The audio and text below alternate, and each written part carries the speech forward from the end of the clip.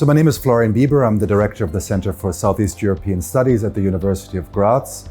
And our job at the University of Graz was coordinating a work package which really tried to synthesize and bring together the knowledge from the two regions, the MENA region and the Balkans region, throughout the project. And this was one of the biggest challenges, but also one of the great opportunities, because this allowed us really to see the differences and similarities.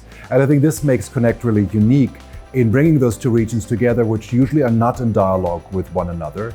So we were able to see what structures are existing in both regions. And we find that while the preconditions are often quite different, the systems of government are different. We're having a more pluralistic democratic environment in most of the Balkan countries and a more authoritarian tendency in the MENA region, especially throughout the duration of the project.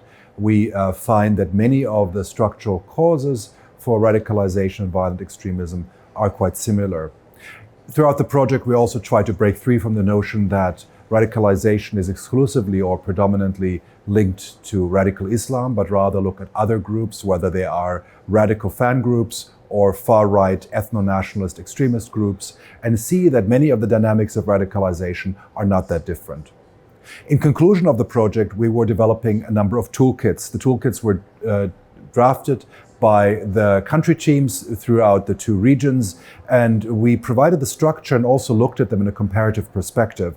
And one of the key points we have identified in those toolkits is the importance of safe spaces for young people. They're often lacking, especially among marginalized or otherwise disadvantaged communities. And these kind of spaces can be created and can be fostered by civil society organizations. They often, as one of the reports noted, should be not an extension of the already existing public spaces, but rather spaces where young people feel safe from other pressures and hierarchies they might be exposed to. Within those spaces, activities such as sports, leisure, and training are often mentioned as opportunities for young people. And then the other point which emerges clearly from the toolkits is different types of literacy which can be promoted by civil society. Most importantly, digital literacy, namely the ability of young people to judge the online content they're exposed by for hours each day. But also political, religious literacy are important aspects which civil society organization can provide, and can provide tools for young people to develop their skills, but also to, in a certain way, overcome some of the elements of their political, social, or economic exclusion.